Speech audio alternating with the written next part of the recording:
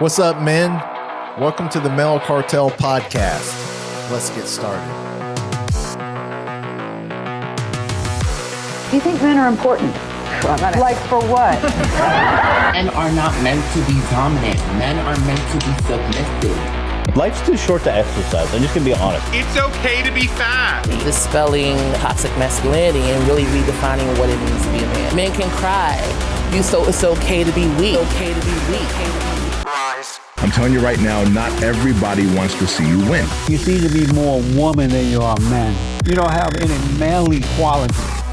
You give them this message that it's okay to be a man. It's not okay, it's necessary. How are we going to do without men? You look around the city here, you see all these buildings go up, these men, they're doing impossible things. It ain't about how hard you hit. It's about how hard you can get hit and keep moving forward. How much you can take and keep moving forward. That's how winning is done. Be a dangerous man. Being dangerous is not being a threat. They're two different things. You can't be a good man if you're not a dangerous man. You say one disrespectful thing to my wife, I am not only willing, but I'm able to inflict great bodily damage. I'm going to do everything in my power to become a victor and not a victim. I can't explain it, but you better feel me. Winners win and losers lose. I can't explain it any better than that. I don't know how it happens, but winners win. And if you create a culture of losing, if you keep being a victim, if you keep letting losing happen to you, if you keep letting people do you and treat you any kind of way, it's going to become a culture. What's the matter with you? There is no tomorrow. There is no tomorrow. There is no tomorrow. Here's your host, Nick and Shane. Well, when I was in Las Vegas, I was doing that. There was a lot of Asian people, and so I was trying to honor their culture. So that's the music you hear in the Chinese restaurants at buffets. Yeah, it sounds like they'll redo something like Dr. Dre. Yeah, and you're like, I know this song, but it's like beat. with ching chong, ching chong, and you're like, and it does make you want to bounce your head, like, oh yeah, I like this. Yeah, but I can't quite. I remember in that Chinese restaurant in Louisville, I remember hearing them sing "Baby Hit Me One More Time," Britney Spears, but it was actually Chinese version. Yeah, and I was like, I know this song, I know it really well, but it doesn't sound like the song, and so, but I still like groove. I still like vibe. Young kids call it the vibe. Vibing. I'm vibing with them. Yeah, I was eating me a chicken wing with some almond chicken, vibing. Yeah, I like the sound of their music. It's very unique. I love Asian people. I mean, I've never met I don't. No matter what part of Asia that they're a part of, they're so friendly. I love them. Man, dude, I was always attractive to Asians. Like physically attractive. You were attractive to them? No, I don't know about that, but I was. Like, I found them attractive. Oh, Shane, you are so attractive. You're so strong. The ladies. Look at those muscles. I think Karate Kid messed me up. I think on Karate Kid 2. But dude, I was always like, I had like 4 or 5 different Asian girlfriends. I think there was an Asian girl that was kind of had the hots for me and possibly my cousin, which was a little bit younger, which was weird. Back in the day when Putt Putt had the play zone with the ball pit and stuff, she'd jump in the ball pit with us. We were probably a little bit too old for that, but it was during the summer. You don't have a lot going on, and so you just kind of... People pee in that ball pit, you know that, right? They'll drop a duke. Listen, I just came from All In, which is great, which is from Lakeside, and this girl, she's in 9th grade, and she's got tons of charisma. She's cute, and she's like funny, just off the chain. So she leaves while I was talking. Another girl left, and then she comes back in, and I was like, "Hey, I'm glad you made it." And she goes, "I just had to take a duke." I said, well, I'm so glad that we provided an opportunity for you to go take care of that. And dude, it was like so awkward for about 5 good seconds of awkwardness. And I just kept on rolling, dude. I was like, man, she has some guts, man. Yeah. And so they want me to do our episode, the last episode, leadership. And the last one is, great leaders are not lazy. And then she says, that's all the bones in my body is lazy bones. Dude, it was so funny. But today was the last day for me with them, so I was grateful for the year. For the year, they're Yeah, done the because school year is out. Yeah. next So month. a lot of kids listen to the podcast. Just so you know. So all in, folks, we love you over at the local high school. Yeah, so, and Art shared the episode several times. He's a beast. He's a beast. Love what he does with All In, and hadn't been there in a while, but a few years ago participated, and it's always a great thing. What'd you do last week? We were in the Las Vegas area, so Nikki had a leadership cohort for pastors' wives, and so I went out with her. Her friend Holly went out as well with her, and her husband Richard went, and so we got to hang out some, and while they were doing their stuff, and then we took some of the free time we had and went hiking and explored some of the different areas. If you've never been to like the Hoover Dam and any of that, that's one of the greatest engineering feats in the world. I mean, it's bigger amazing. than our dam, like a dam. Oh yeah. Okay. Yeah, it's amazing. It is responsible. They said like Los Angeles would not even exist without the Hoover Dam. Oh wow. It's just that important in that whole kind of region. But yeah, we had a good time. Posted a picture where I hiked saw that kind of. It's not really a mountain. I'd say it's more like a cliff. But I saw it. I wanted to conquer it, and I did so in my Hey Dudes, which is very slippery. Did you so you can say it's not you did it like if you're rock climbing, what's it when you what's it called? Free climb, is that where like you don't have any? You free climbed it. That's what you I free climbed it, absolutely. In your Hey Dudes. There was one I was gonna climb. It was a little more risky, but we were in the Valley of Fire, and there's a lot of sand. That's like cousins of the Valley of Death, bro. It's springtime and it feels like it's fire. Wow. And so, but there's a lot of sand everywhere, even on the rocks. And, I'm not against taking risks, but there's certain risks you go, is it worth it? What am I going to gain with this? Right. I can go back anytime with shoes that have grip and climb that same thing. So I think I'll wait, because you could feel, even coming back down the part I did climb, I pretty much almost surfed it because I took off sliding and I was like, here goes. And it's very risky with those type shoes. Did you do that 3 years ago? Was it 3 or 4 years ago? 3 or 4 years ago. Okay. I mean, we've been out there several times for different things. In that case, there was like people telling you not to do it. They were like scared of you that you'd get hurt. Well, there were some people that didn't do it because they weren't physically able to do it. Which, speaking of which, I mean, I got to introduce the podcast to Holly and Richard for the first time. All right. So did you call Richard Richie, and did you call Holly Jolly Christmas? No, I should have. That's all I think. Holly Jolly Christmas. I wish I would have talked to you before then I could have. But we went hiking with them. I got to introduce them to the podcast on the way.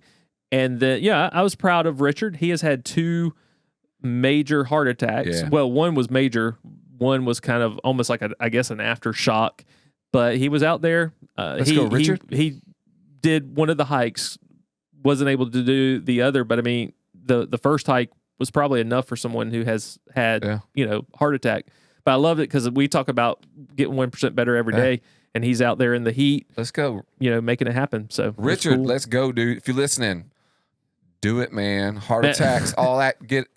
Drink plenty of water. Get the diet on lock, and then just walk. That's it, man. That's it, man. Just walk, man. You'll get better and better and better, and then you'll smoke Nicholas's behind while he was free climbing in his Hey Dudes. That'll never happen. But but he walked more than that because we went to like the Caesar's Palace casino area. Did you eat There's a a lot of Caesar walking salad? there. Did you get a salad? No, Did he get a salad? No salads? No. We went to In-N-Out and got burgers. Did you eat it, then went hiking? Or hike and then eat?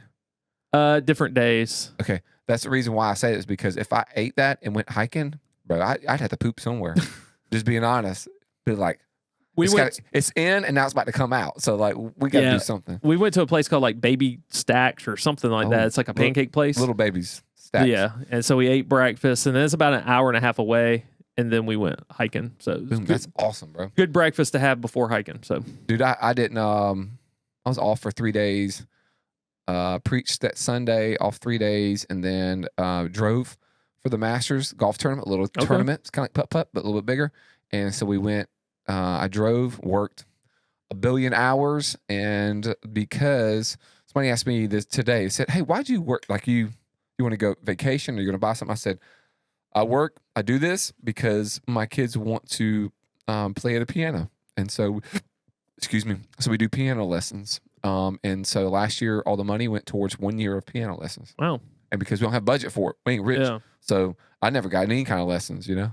My uncles give me a lesson on life, smack you in the head, you know. And so, but I love listening to my kids play the piano. And my Sawyer, he can sing really well. And so I just love them all doing it. And even though Sawyer doesn't play the piano, he plays guitar. So he took guitar lessons. So he's smart. He knows what gets the girls. That's right, bro. And no Liberace. And so he by Andrew, he can play the piano too. And so he and Daisy, and next month we get to go to a recital. Never been one for my kid. I'm like, I feel fancy, bro. Yeah. So I will put on my good. So those who listen, I'm putting on my good Crocs for that. But I'll get dressed up, put on my good Crocs, and attend the rehearsal. I mean, not rehearsal, whatever it's called. Recital. Sorry with the R. And then same thing. So I drove and preached that next Sunday too, and then worked Monday.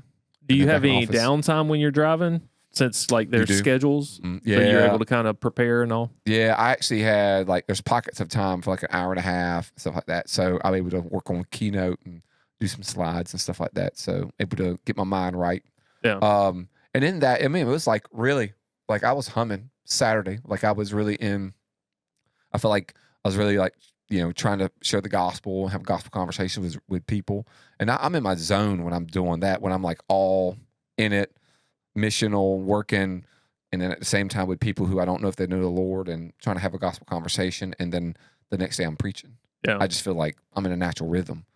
And so sometimes I've done that and been like really bought in, engaged, like tired, working, super focused. I'm around lost people. Like I do football, around lost people. You're just like, let's go, trying to weasel my way in to have a gospel conversation. And then Sunday at church, I'm not really doing anything, not on the stage. And dude, it's like a burning fire at that point.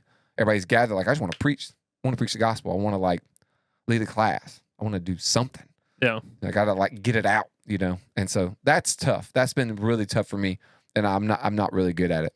I'm just not. So. Well, and speaking of conversations, Richard and I, when we were in and out, we were sitting there, and the way some of the tables are is, you know, those two top tables that have the kind of the swinging chairs that turn, and then you've got a table almost right next to you. It could almost be considered a part of your table. Yeah. There's a little bit of a gap. We were sitting there, and there's a couple. I don't think they were together. They were either really good friends. They're a little bit older, but they were talking, and they start talking about the Bible. And so I kind of tune in and start listening. And really, it was for me as a pastor, I'm like, I wonder what my people would say in this situation. So anyway, they're talking about the Bible a little bit back and forth. And then so he brings up the Kingdom Hall. And he starts saying how he likes the kingdom. First, he says he's Bible illiterate. But then he brings up the Kingdom Hall, and he starts saying how he likes them because at 2:00 on Monday, if they're doing a Bible study, all the Kingdom Halls, they're teaching the same thing, saying the same thing. And, you know, and so he starts talking about all this. And then he kind of starts getting into a little bit of what they believe, but it's wrong. And Richard could tell, like, I wanted to engage. And he's like, no. And I said, Nick's about to enter the chat. And I said, should I go get a refill now or should I wait? And he's like, you may want to get it now. And so I waited for a second. And then I turned to them and I said, hey, y'all are talking, what was that y'all were talking about? The Bible? What is that? Oh, yeah. And they were like, oh, so they're kind of excited. And so they start engaging me, telling me what the Bible is. Well, they're telling me it's like the kind of like the rules to follow. And then he tells me it's like history. It's like a history book. And so they're trying to explain it, but not doing a really good job.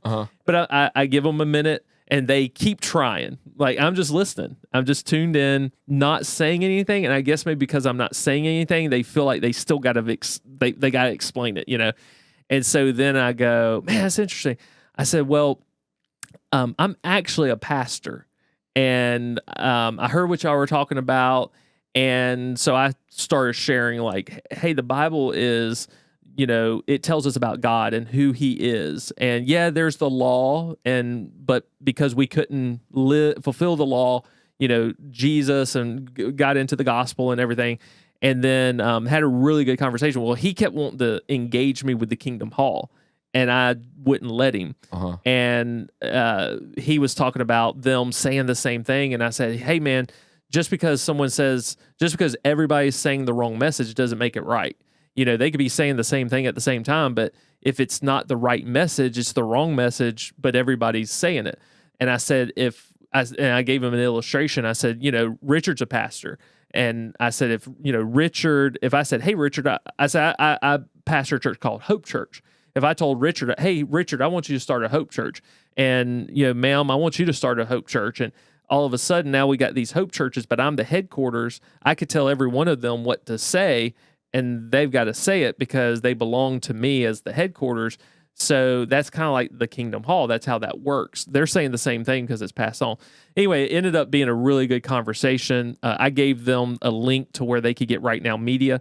I said, hey, I know you said you're, Bible illiterate. There's literally college level courses on here on doctrine and what to believe.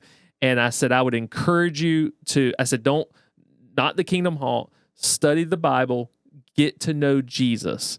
He is the most important. And I said, even the Jehovah's Witness in their Bible changed Jesus to Jehovah, and you don't even know who has translated that. You can't get any of that information. I said, it's all about Jesus. Learn to know him and who he is. She seemed to have a really good, kind of head on her shoulders, but she still struggled a little bit. You could tell maybe she's still kind of immature in that. But it just made me think, like, as a pastor, what would my people say? Yeah, like, how would they have that gospel conversation if someone was like, hey, I heard y'all mention Jesus or the Bible, just that basic. And we weren't there long, probably 3 to 5 minutes, because I told them, I said, hey, I don't want to interrupt your lunch. We got somewhere to be. And so I just wanted to make it short, to the point, and not belabor it. That's almost right. like they were doing, trying to explain the Bible. But as you're talking about having those gospel conversations during the Masters, I think that's very important for followers of Jesus to, people call it the elevator pitch. How would you explain the gospel in like 30 seconds to a minute? So, and especially in the Las Vegas area, there's such a need there. There's a lot of great churches there. As you drive through that area, you can see there's some really great churches and people that have a heart to reach that, that city and that surrounding communities. Dude, I love talking, I love to reason with people, and I love to making things make sense. And then something doesn't make sense, usually in a discussion or something like that, or the ones that I have, some things just don't make sense. They go, so let me see if I'm reading it correctly. You're saying this and this and this and this is what this means, right? And they go like, well, no. I said, but that's what you said though. So what do you mean? Well, that's not what I mean. Well, then tell me what you mean. And they start talking, and then you're like, most of the time they don't know what they mean. They really don't know. They're not bought into it, And then so I'm ready to risk my life for what I believe. They have no idea what they believe. I put all my eggs in the basket of Jesus, the gospel. So this is it. And so I love trying to reason. And then I usually find a lot of success with trying to reason, because some of the arguments you're just like, that makes no sense at all. Right. And in your case, you had somebody, a blind lead the blind, and so good thing you were there. Well, and what I thought was interesting was he's telling me he's Bible illiterate, but he can tell you a good bit about the Kingdom Hall. And so I just found that interesting, even, in other aspects of life, how we can, the main thing we're ignorant on, but we'll be sold out to something secondary that doesn't matter. And of course that does matter because of what they teach. But at the end of the day, and that was one of the things he was saying. I was like, well, what version do you use? And what version do you use? Does it say the same thing? I said, technically, yes. It may use a different word. I said, we got what we call synonyms. It may not be worded exactly the same, but it says the same. And I gave a brief understanding of, how the Bible is copies of copies of copies from the originals. But he was sold out on the Kingdom Hall, yet he's Bible illiterate. It just made me think how often we can be ignorant to the most important thing, but we're sold out to something that that's right doesn't matter at all. And so I thought that was pretty interesting. Shoot, that reminds me of my aunt Donna. She was talking about losing weight and having to lose weight, but she bakes this oatmeal like breakfast thing, and it's in a big pan, dude, and it's nothing but like oatmeal squares, and it's probably like 1.5 inches, 2 inches thick by 2.5 or so inches. I mean, it's like this big, and it's loaded. And then she puts like, I want to say 2 cups of sugar in it when she mixes it all up, and all this oatmeal, and it's like, so much carbs. And so I like oatmeal. It's going to stick with you. But if you're not going to go do some active, then, you just, it makes no sense. And so and we were like, oh my word. We're at her house, and and I'll eat like a little bit. Oh yeah, it was pretty good, and just like do all that. And so I was like, she does not even understand. She's like, I ate this for breakfast, lunch, and dinner, and ate all this other as a snack, and it's good for you. And I try to talk to her about it. When I say try, I mean like I've had multiple conversations about it, and it just seemed like it wasn't registered, because she would just, oh yeah, in this YouTube video and this, and then she's 78. And then this friend of mine, well, just the other day when I was driving, Dinah said, you wouldn't believe it, but she's like, I've been trying to lose weight and I haven't lost. I've gained so much weight. And I just realized it's been all the oatmeal stuff that I've been, whatever she calls it. And then my wife was like, really? You just figured out? Well, yeah. So Susie said this is, she just like finally it clicked. Yeah. I mean, you've got like a ginormous pan. I mean, just for one little square thing is probably 400 calories, and she's 78. Oh, yeah. You drink it. I mean, you eat it 3 times a day. 3 times a day. And you're like, and then on top of that, food. Normal food. So you're eating, the amounts of carbs. I mean, she, with her food, she's like, oh, I'm just going to, like, we were at the house, and she had like 2 squares of those. And then we had a hamburger, and she just said, oh, I just don't want to eat the buns. I'm just trying to be low carb. And I said, oh, no, she doesn't have no idea what she's doing. You already ate 1,200 calories worth of carbs. Yeah. Speaking of which, that's Nikki loves My 600-Pound Life. Uh-huh. And there is some funny stuff in there, but just, when you're watching some of these people, Dr. Now, a lot of people love him because he's so blunt and honest. And he'll give them usually like a 1,200 calorie diet because he wants them to lose so much weight before he'll do the weight loss surgery. And they'll like the one she was watching last night, the lady was 646 pounds. You would have thought she was larger because of how her body was. That's Carell. He likes women like that. He likes the larger women. They can cook. Oh, cook. He says, I like the. He says no. He don't want him that big. He likes big bone, but he don't want a big bone like that. That's not a big bone. That's big cushion. Like he told like me, he told me he likes to go to the movie with those ladies so he can kind of snuggle up. Like his profile, his dating profile, it's like you must look like a lazy boy, right? Like and feel like one too. And feel like one. You must hold me tightly. And because you must be able to embrace me with one arm. That's why they're gonna pull out a nutty buddy right for you. It's like a body. The arm is like a body pillow. It's like, whoa, it's hot in there. You got no covers. You got that. Wasn't there a movie? There was some movie where it's like an old comedy where the 3 guys are like shivering in the rain and they huddle up, and then they have their shirts off, and it's like that the song. The body. The what's that Keith Sweat song that says my body's telling me no. But my mind is telling me no, but my body is telling me yes. It is so funny. That's probably why Carell hasn't been on a date in several years, because now they've got the recliner seats, and he doesn't need the body pillow arm from his date. So yeah, what's that called? The big pillows, the mush pillows, mushables. Anyway, that's my kids love the mushables. They're like, dude, they're bigger than you. He used to have a real life love sack. A love sack? Yeah, it was his date. A love sack. Yeah, I wish I could see his furniture. Face. He doesn't. You know those those big bean bags. That's right. That's right. He just be like hey, I'm just gonna lean on a giant hacky sack. And he would sing "Lean on Me" while he was lean on me when you're not strong.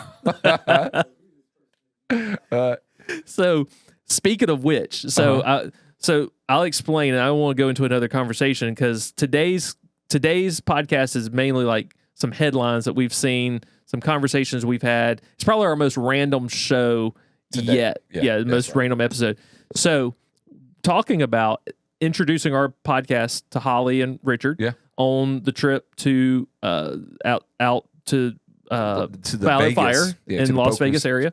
Yeah. It's about an hour and 15 minutes from Vegas. Valley Shadow of Death. So, in our pilot episode, I was talking about how you, as my friend, let me be fat and didn't say anything. You thought my independence grew back, and how could I say something to him because he thought it grew back.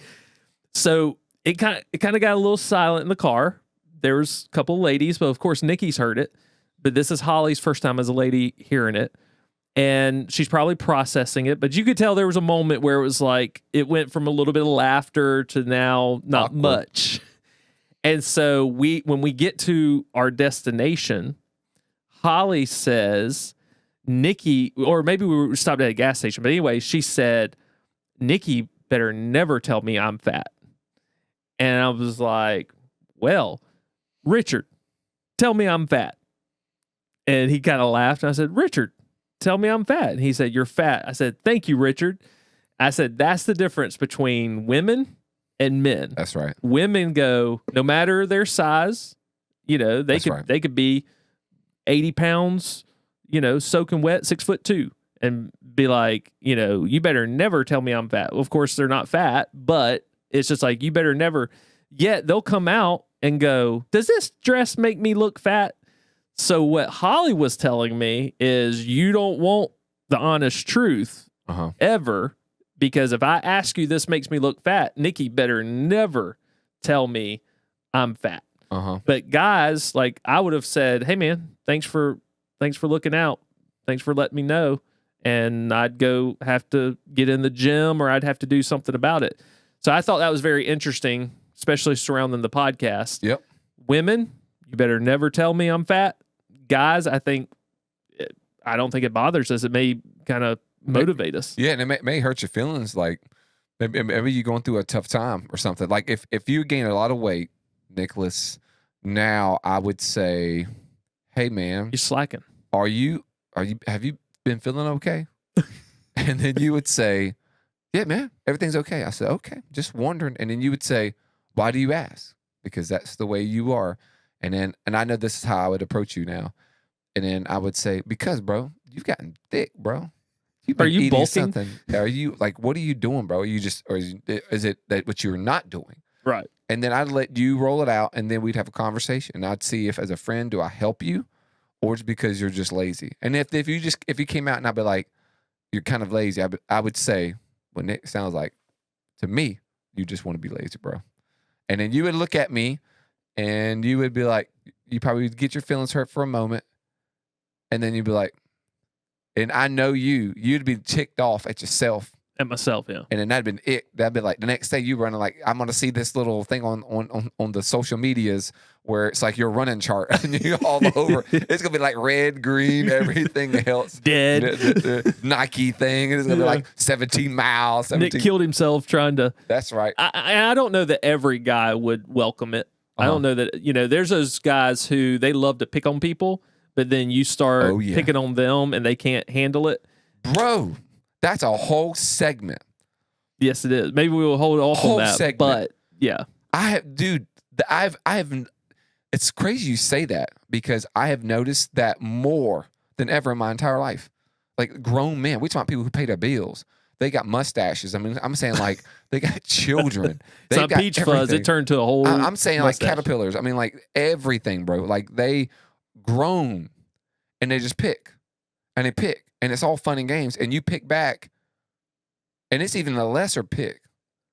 The little bit of like roasting. And they are like wound up. It's like it hit a personal. So then you makes you think, was I not thinking? Did I go personal? Was it what distinguishes, what defines personal? I was like, well, they talked about this, and this. I stayed in that same lane category. Right. But they have a problem with it. Yeah. There you go. That's what it is. But I've noticed more now, and I don't even know what it does, man. I'm guessing we have to do some research. I wonder why it's like that. Well, my thought was because, as it has been said, people will tear other people down and because to make themselves feel better because they're on low self-esteem or whatever. So in my mind, what I think, because the Bible talks about in Proverbs that one should not essentially, offend someone, commit some kind of sin, and then say, I was just joking. And I'm paraphrasing this. And so I think that for some people, their self-esteem and their view of themselves is so poor, or they've been maybe beaten down as a child or spoken down to. Now they're doing it to others to lift themselves up, make themselves feel superior, feel like they are something better than that other person. But then the moment someone shoots back at them and says something to them, joking, just roasting them or whatever, it reaffirms, and almost the modern word of trigger, it kind of ignites that low self-esteem. And so they revert right back to their childhood of when they were picked on, when they were spoken down to. So they're doing it to make themselves feel better because they have a poor look at themselves. But when you do it to them, it's almost like that parent, that dad or that mom or that friend who used to pick on them growing up. And so I think that's the difference. Like if you have a solid self-esteem and positive view of yourself, you can roast me and I can laugh it off because I don't get my value from you. I don't get, I appreciate your encouragement. I appreciate your positive thoughts about me. But what you think of me is not going to make or break me. Oh, 100%. For me, it's like, even being around a bunch of, that was the one of the best parts about the whole thing driving last week, is just being around a bunch of dudes. Yeah. It was like 50 drivers. And then there's like pockets where you're around some of the drivers I know. I probably know about 10 really well. And then the rest I don't. And they get a chance to know them. And then, I found myself telling stories. And they were like asking questions, and I'm just like telling so many random funny stories, and so they would kick back and joke around about me having muscles and stuff, and it was real funny, and like I love that. I thought it was funny that they kick back and it was like no harm, nothing. They're just finding something. I felt like, okay, Shane, I've done a good job being approachable, because sometimes with some people I can be unapproachable if I'm very serious, like I'm a bigger guy. But I was like, I was very proud of myself that I put myself out there a little bit more to be approachable. And so then, but there's always going to be that one person where, and it didn't happen this weekend, but I know previously, but just by being a professional human, that someone said would pick something that I didn't do. Like, man, Shane's the worst at texting back. Text messages. And then I defend myself. I say, no, I'm not. Like I text you. As soon as I'm around my phone, I text you back. Like it's going to be within 24 hours, but I'm not sitting around my phone bored and texting. But sometimes I have my phone out and I'll text you, and then somebody texts me back and it's all cool. But somebody didn't text me back and I go, bro, that's not, and I come at them, I go, that ain't true, bro. And I smile, I'm not ugly. I'm just like, that ain't true. I mean, I had 24 hours. I mean, you ain't like my wife, and they laugh and they go, I'm just playing with you. Immediately, once they say, I'm just playing with you, it tells everything. Right. It tells me that they've got an issue. There's something that's happened. And more than likely, they don't text very well. There's things that they do, I go, there's something, it just sends a bad signal when somebody does it. And I try to distance myself from people oftentimes that do that type of thing. They want to like throw me under the bus in front of a group of people to be funny, and then I quickly will defend myself like in a funny going. But if it's like somebody says something, I'll go, man, like my next gen team was saying something and they joked around about what I was wearing, and I go, y'all, that's so true. That's so true. Y'all are exactly right, and it ain't gonna change either. Yeah. Like I'm gonna own all my stuff. I'm not clueless in what I do. And then right now, if you're watching, I'm wearing jeans and a t-shirt and shoes. I'm not wearing Crocs with gym shorts and a t-shirt. Is that thing first time? Maybe you're wearing. This is probably the first time, only because I was at a local high school. Yeah. Today. But you say something and tease me, man, you always wear them Crocs. You did it, and I would just laugh and go, yes, that know it. But if you go, oh, I'm just playing, just to make themselves look better, I'm on. They ain't playing. They trying to put me down to make themselves look better. there's an issue that they're dealing with, and I don't want to have anything to do with them. Yeah. That Put the Crocs away. I'm not playing. That's right. That's Ryan the other day, they were trying to rag me because I was out of town. The gym. And That's he's right. like, "Oh, miss seeing Nick in the gym," and it's like even Brent was like, Brent Ushery, he was saying, some of us are already gone by then. And so this morning, as Ryan's getting to the gym, I'm getting ready to leave. I've been there since 3:30. He's walking in about 4:45. And so I'm looking up at my watch as he's walking in going, what's up?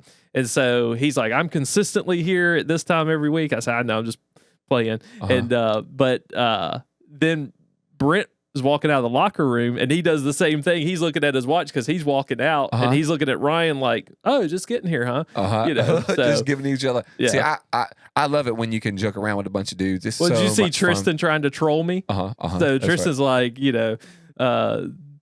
trying to jump on the bandwagon. I'm like, "Hey, whenever you want to go to the gym, you can get up and go with me."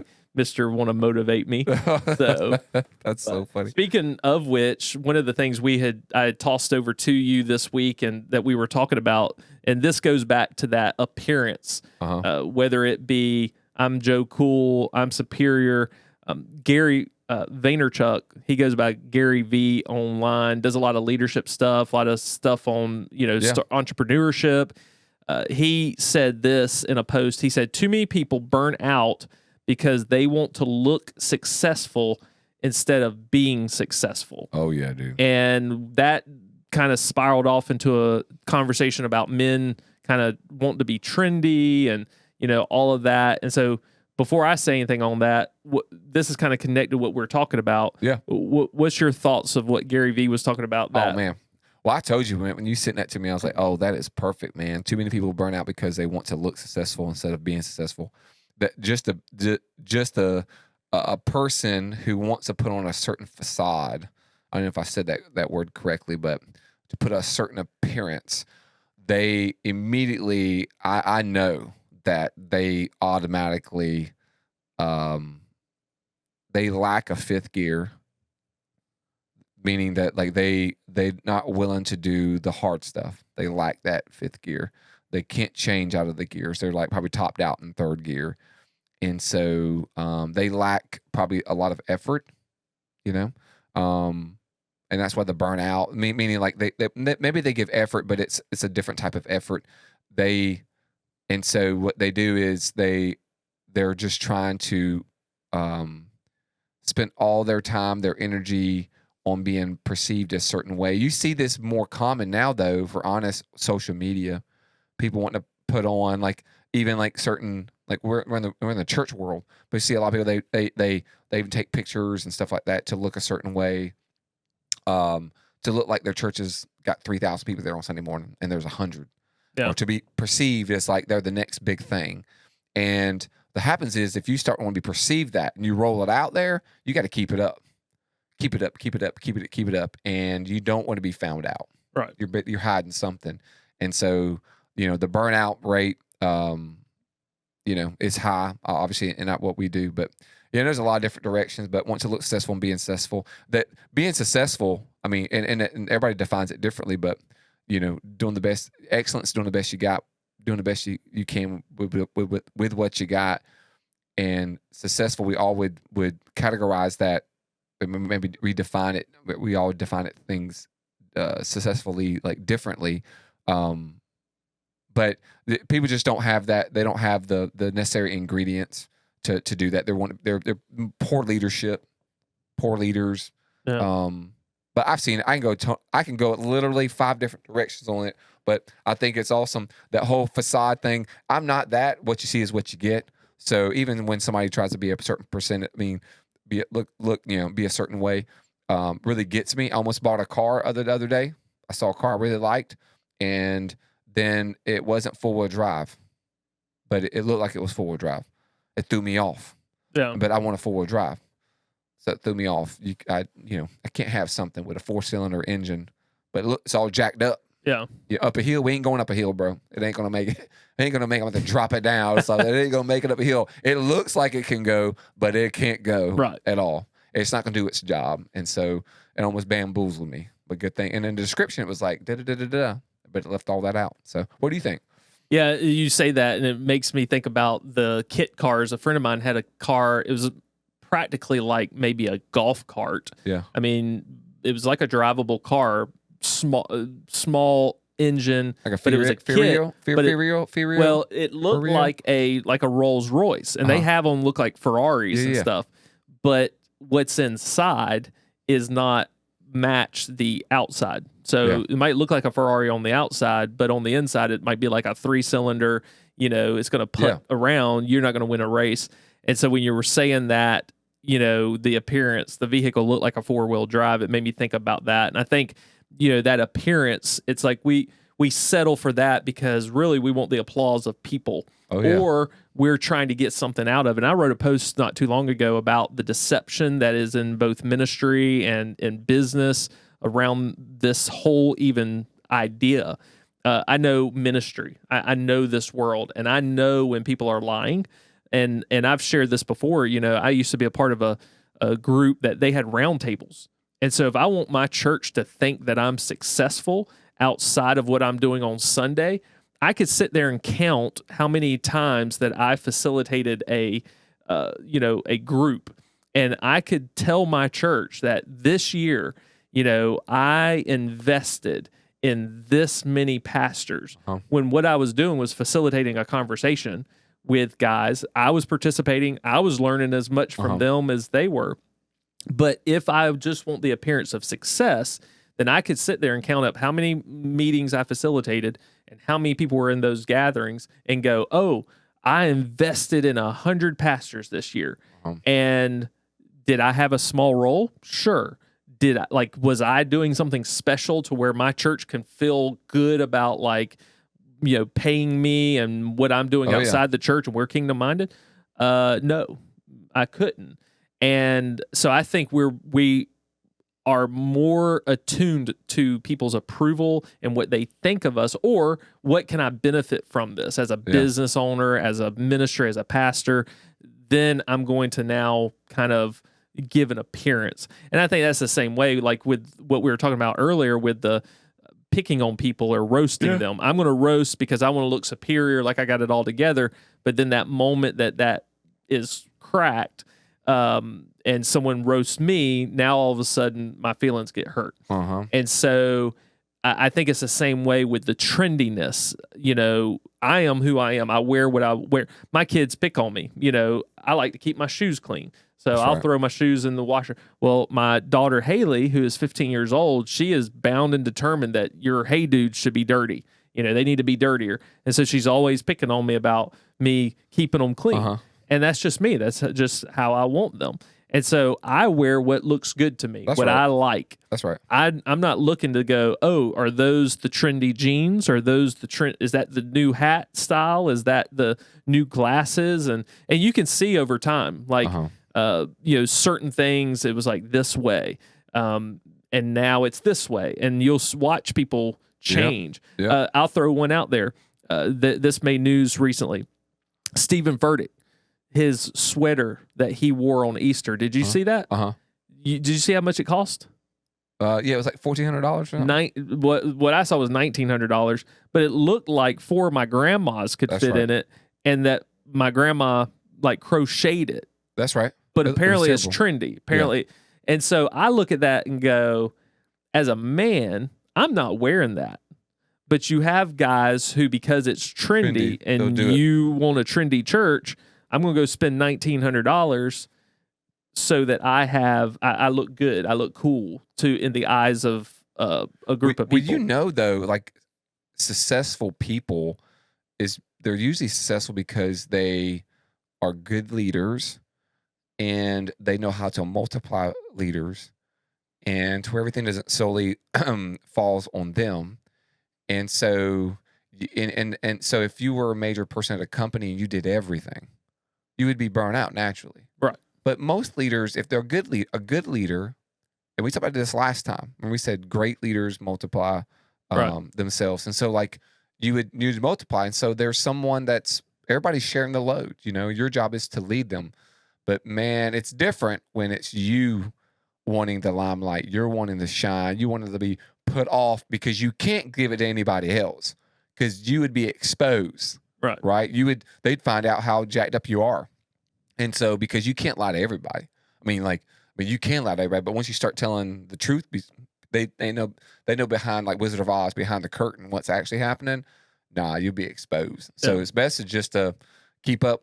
And then, but people who seek after it, when was it for you, or have you always been this way for you with, not care what people thought about you? Has it always been that way? Or as long as I can remember. I think probably as a young person, younger as a child, maybe a little more. But when you grow up without much and you just start you're picked on, you either, you just deal, you either kind of harden yourself to it. And of course, coming to faith and realizing your identity is not in anything of this world. But I can remember a little bit of it bothering me somewhat, but at some point you just, I switched to self-deprecation to where I think my dad kind of helped along that line of, I think it was him that told me this, that basically like if you let someone know something bothers you, then they're going to continue to do it. So that was almost, whoever taught me that, and I'm pretty sure it was my dad at some point. It was like a switch that flipped. Yeah. Like I'm not going to let this bother me. I'm not going to let you know even that it bothers me even if it did. And so I'm not, the teachings of the Stoic is that you should be in control of your emotions. Your emotions shouldn't control you. I saw a reel the other day talking about whatever it is that, arouses your emotions, gets you angry or outraged, controls you. Like that's the measure of your, really who you are in your character. And so people used to call me Nick at Night and do the Nickelodeon song, mocking my name. And so I would just start singing, oh, that's my favorite song, and start singing it with them. What are you going to do now? Now, if you're trying to pick at me, you can't, because I'm picking on myself. Or in basketball, we call myself Brick Nick if I missed a, shot. You can't. What are you going to do to me if I'm picking on myself? Yeah. If you're trying to tear me down and make fun of me, you can't, because I've already done it to myself. Yeah. And so I've taken that power away from you. And so it's been a long time. It's been probably early, maybe late middle school, early high school that it's like, I don't care, the only thing I ever cared about people think was I just never wanted people to think that I was dumb. Like that was always my thing, man. That was like, even in conversation, somebody would call me stupid or something like that. It would really get me upset. That's like the only thing. I didn't care about what I wore. I just thought, man, I want to, do me. And even young, but I had to go to speech therapy all through school. I had to go to speech therapy.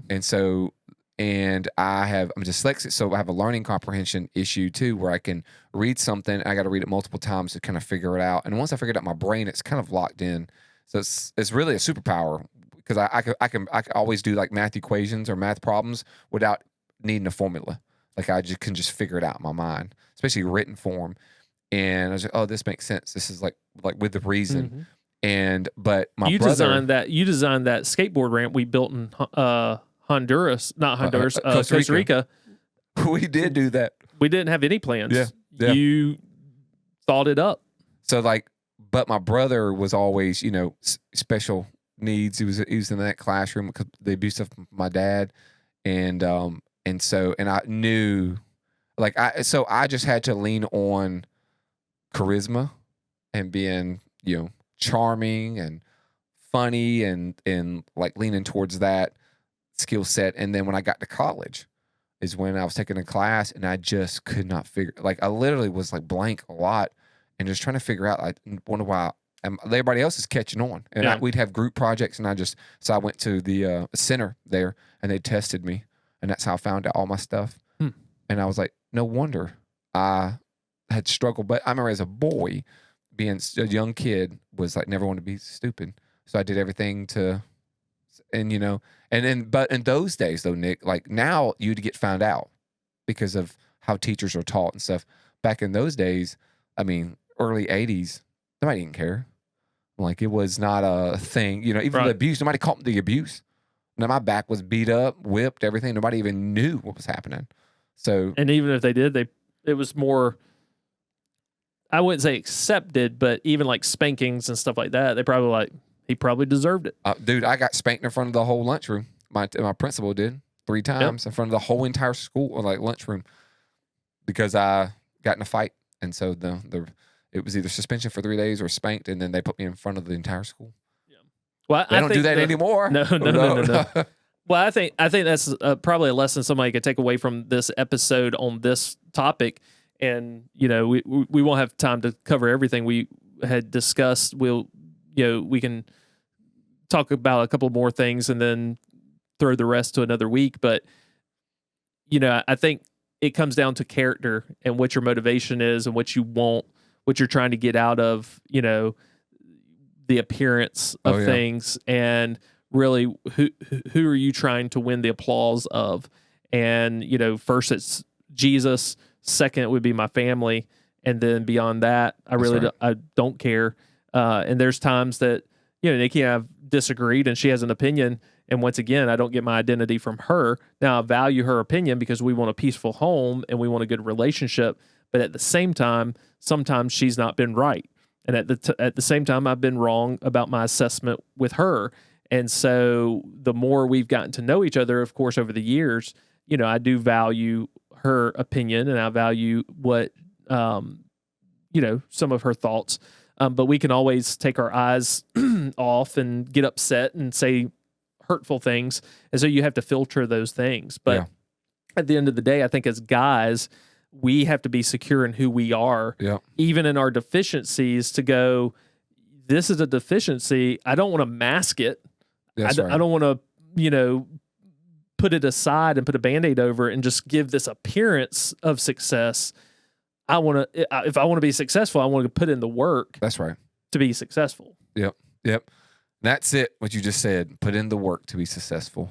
Yeah. I mean, I'd rather go out guns a-blazing, especially when it comes to that. I 100% agree, dude. Your character, who you are, what do you want to become? Like, there's so much, like, you don't, if you're going down the wrong road, I mean, turn around.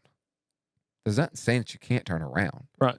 Just turn around. Like, if you know right now, and I do this, my wife, Diana, she hates it with a passion. Like, literally, we've gotten, like, big disagreements on this, and I think it's fine.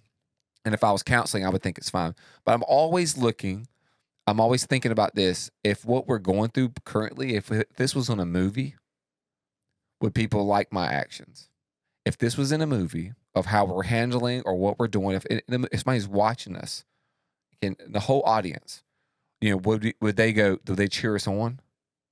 Would they applaud? Would we bring a tear to their eye because we're doing the right thing? Right. Or would they not?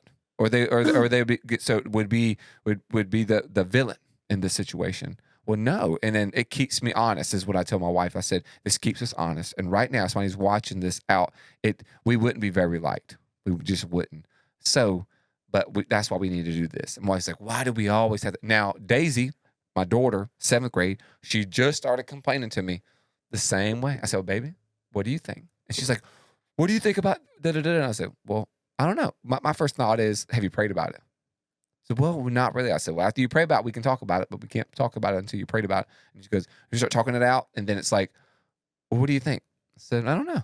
What do you think? If you were watching a movie, I don't need that right now. I was like, but if you watch a movie, would you really like yourself? No, sir. Okay. What do you think? What do you need to change? I'll probably need to do this, this, and this. Okay. Well, then what's stopping you from doing this, this, and this? I said, I give you word of advice. And I tried to tell her how to do it. Word of advice. What I want you to do is wake up early in the morning. Because I think right now you're sleeping in about an hour too long. And right now you're in a busy season of life. So when everything's real busy, you run out of time. Right now it's just, you're in, she was in doing ballet, this is like theater weeks. And so it's like, but now you just got to wake up an hour early. And I promise you get through all this and it's going to be much better. You understand? It'll help you too. So it means you go to bed early at night. You won't wake up grumpy. You'll be more productive, more planned out. You see? Yes, sir. All right, we'll fix it. And that's what I think, man. Like, but so there's nothing that says if you're a guy, you're listening and you start, as you're thinking about this, things are coming through your mind. Know this, you can always turn around, go a different road. So absolutely. Yeah. What you got? Speaking of which, I can send you Mark Wahlberg's schedule. Yeah. That you want to, if you want to give it to her. He gets up at 2:30. I saw that. Yeah. Wow. So, two quick hits that we can just kind of make a mention, and we'll close with, since it was Masters Week, we'll close with the Masters stuff. Boom. Let's do One, thought this was interesting. Heard it on a radio program that the CIA is looking for fit candidates for like executive protection type people, and they're looking for people. So I want our listeners, to our audience, our Male Cartel, to ask themselves whether or not they would be qualified. But they're looking for people who can do 27 sit-ups and push-ups in a minute. I think I could do it. Get you a job. Oh, I could easily do it. I think I could do it. I think you could do it. 27, that's easy, bro. Yeah, it's pretty quick. Yeah, you could do all that. I mean, I could probably do that in 40 seconds. Which brings up something real quick hit. Another trend. Guys wearing military like T-shirts. That's not in military. That's not in military it's like shape. Marines. It's not in military, but not in military shape.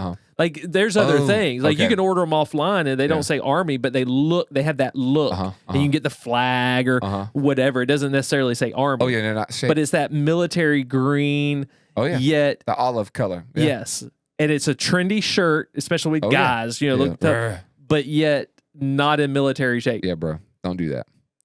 Yeah. Unless you're in the gym getting in military shape. Under Armour does that. Sometimes they'll have the little, American flag and some kind of military thing, and it's Under Armour, and then, it looks cool if you're in shape. If you're not in shape, they don't look too cool. But that's for guys. We're not calling ladies fat. We're just telling the guys, because we know the guys can receive it. And if somebody's calling somebody fat, it is Nicholas. It is not me, ladies. Just so you know. The other thing, real quick, this was a headline. The Bishop Emmanuel. Y'all see that with the stabbing. Did you hear that whole story? I watched or see the video. I've seen the video. An old boy would have got punched. If he started approaching to me, I would have decked him dead in the face. But the bishop, it seemed like he didn't get that. They didn't open the knife, right? So he reached up, he was holding a metal cross, and he held that up in defense. And I don't know if it jammed it, but the knife didn't open. So the only thing he could do was beat him with it. But what I thought was cool after that, many reports shared that the bishop got up and prayed for him and prayed over him. I know, dude. And if you look at the guy has this evil look. Oh, I felt convicted. Because I'm sitting here thinking, before I knew that, like what would happen, like if someone came, and I do think the lesson in this is, guys, we need to be vigilant, because that happens so quickly. Oh yeah, he walked right up there. And not only in church having safety teams and stuff like that, but just on the street, being vigilant to people who want to do harm. But I'm sitting there thinking, like, okay, what would I have done? And I'm thinking, if I could have stopped the guy from stabbing me, I'm going to beat the mess out of him. Well, once he's pinned down, he's got this evil smile on his face. It almost reminded me of the guy in Mexico that was trying to abduct a child. But the guy prays over him. And if you're not familiar with the Bishop, Bishop Emmanuel, look him up. He is a bold preacher. I believe he's a Christian, and he preaches, like, he's got some great stuff out there. He is solid. He does not back down, and of course that welcomes crazy people who disagree. And I don't know if this guy was another religion or what, but I thought that was pretty phenomenal. It was. I mean, the video is crazy because it happens, like you said, really quick. Within like 4 seconds, he was in act of stabbing, and you don't know if he was stabbing him. It looks like he was stabbing him. Like it does. You don't know that. I guess you don't know that the knife was like not open. Yeah. Open. And so, yeah, it's a great. My first thought was like, man, I'm going to punch that dude in the face. And then I watched those videos, didn't do any research. And then when you sent the stuff to me, I was like, hold up. Oh, boy, prayed for him? That's just awesome. Yeah. That's just super cool. super, super cool. I would hope that I would do the same thing. You know what I mean? Because he was hurt. He had to go to the hospital, but yet he prays over his attacker. That's a man there. Yeah, absolutely. Speaking of men and masters, Scotty Scheffler won the Masters. I was pulling for him once I kind of heard his story. Two things that were pretty cool to me was, one, he's made $12 million in the last 30 some odd days. He drives a 20 something, it's an older model Yukon. I think it's a 2007. Okay, it has 190,000 miles on it. I was thinking it was 2012, but it's in that earlier 2000 range. It's got 190,000 plus miles on it, but he bought it from Augusta GMC. So I don't know if when he was playing previously, because he won 2 years ago, if he bought it then used, but he bought it used and still driving it to this day, even after having won $12 million. But what I thought was so cool was him sharing how not only his faith in Jesus and being playing golf to glorify God, but the fact that he was sharing that if his wife went into labor, who was due with their baby, that their first baby, he said he would even if he's leading in the final round, he would leave to be with them. I was like, that was phenomenal. Male Cartel stuff. That is, dude. I saw him. I guess it was first round of play. I think it was Thursday, because we had downtime, and I don't really watch golf, just on the Masters, and so we had about an hour or so before getting other stuff situated, and I watched him. I was like, I'm pulling for Scotty, bro. I'm pulling for Scotty, and I didn't know anything about it. And I guess it was like Friday or something. The story broke, and I was like, man. I just remember him being a Christian, and I always pull for American. And so he was leading the leaderboard, and then you find out his whole story, and you're like, man, this dude, he's just so awesome. Yeah, my all-time favorite has always been Phil Mickelson, because he's left-handed. Dude's got a serious gambling problem from what I've heard. And then Bubba Watson, once he came on the scene, because he's a UGA dog, and he's left-handed. But then once I heard Scotty's story, I was like, I'm going to pull. Scotty's my new fave now. Like, it used to be Freddie Couples. We called him Shaney Couples. Yeah. Bro. So Freddie Couples, man, he was my guy for a long time. I don't know why, but he was. I remember Fred's a good guy. Yeah. Yeah. I used to like Ben Crenshaw, because that was the first person I saw win, and that was cool. So, well, I'll read this quote. Okay, do it. Get your thoughts first, and then we'll close up with this one. So he didn't win. I think he came in like tied for third or something. Max Homa. I just loved this quote. He said, a potential too long to read upcoming. So this is, I guess a long post. Winning doesn't always come with a trophy. Winning is fickle. Learning, working, growing, and progressing is the dream. I'd love to have won a green jacket today. It hurts. Losing sucks. But with the right mindset, losing leads to better. And my goal in life is to constantly improve and see where that takes me. Hopefully that's major championships, and maybe it's not. I'm okay with either, knowing that I'm doing everything I can to make it happen. I have a sneaky suspicion it will, but that's to be determined by future Sundays. Thank you all so much for the support this week. I can't explain how amazing it was. I'm so grateful. I think that actually fits with what we have talked about today. What's your thoughts on what Max had to say as we get ready to close this one out? I just would say amen to that. I think he has awesome perspective. Perspective is power, just the way that we think about things, perspective and mindset. I love the part where he says he admits that losing is not good, but he says, but with the right mindset, losing leads to better. Yes. And so I love that, because people talk about the L stands for losses, but we believe it stands for learns. And I usually learn, and most people learn more in their defeats than their wins. You recalibrate and you try to figure out how to get better. And that's what it means. It just means that he's trying to get better. So he's not hanging his head. He's looking up, not looking down. So yeah, that's awesome. A thought came to my mind, but I'm going to tell you off air so that it doesn't get out worldwide and we lose the idea. So just remind me. All right, I will. 100%. I love it. I think it's right. It reminded me, when I read this, it reminded me of Kobe Bryant and some of his mindset. That's right. and what I've heard for many years, failure is not final and failure is not fatal. Failure is that opportunity, and it gives us that pathway to learn what we did wrong. And I think this does fit with what we've been talking about today. It ended up being a theme unintentionally, but we can either, in our failure, go, I'm going to give the appearance of success regardless. Right. I'm going to broadcast my third place and be like, oh, it's not all about winning, but yet you went out there to win. Or you can pretend and you can put up a front, or you can go, you know what? Losing sucks. I don't like it. I went out there to win. I fell short. Why did I fall short? What did I do? And I loved I forget his name, started with an M, but it was, he was in second place all the way up to the final hole. And he ended up kind of crashing and burning on 18. And he ended up tying for third. It was like Mokioko or something like that.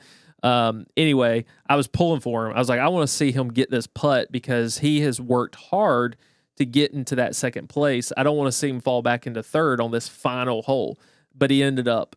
And at the end, when he was being interviewed, they even commented how honest it was, how almost humbling it was. He said, I got greedy. That was his answer. They said, what happened out there? And he said, on this hole and this hole, I got greedy. And he was just very honest about his failure. And he had already looked at himself and said, I got greedy. I tried for too much. Rather than just trying to be conservative and just trying to win it, I overplayed a couple of holes. And that's what cost me the second place or even the win. And so I think what I can take away from this as a man, as a husband, as a father, as a leader is, failure's not final. Yep. And yet I've got to be honest in my failures and see it as an opportunity to strive, to work harder, to do whatever I need to do to be successful and to do all for the glory of God. And to, at the end of the day, be able to look back and go, I gave my all. That's right. I felt I came up short, but I gave my all. And I think that's something I personally can take away from it. I think it's something we can apply to every aspect of our life. Leave it on the field, bro. Right. On the court. Absolutely. Unless you're badminton, then I'll leave it by the net, bro. Well, I think that wraps us up today, right? Yeah. And I think it fits right with our theme as we tell everybody every week, get 1% better every day. That's it, man. And if you like what you have listened or saw, please share and hopefully it encourages others. Thank you guys for watching and thank you for all your support. Yes, and next episode is episode 20, our 20th episode. 20th, big time, dude. We wouldn't be here if it weren't for you all listening and sharing and the love that you have given to us. So we're so grateful and appreciative. Yep, boom. That's it. All right, we'll see you later. See you. Thank you for joining the Male Cartel podcast. Be sure to subscribe and share to help other men join the cartel. You can also keep up with us on social media and at malecartel.com.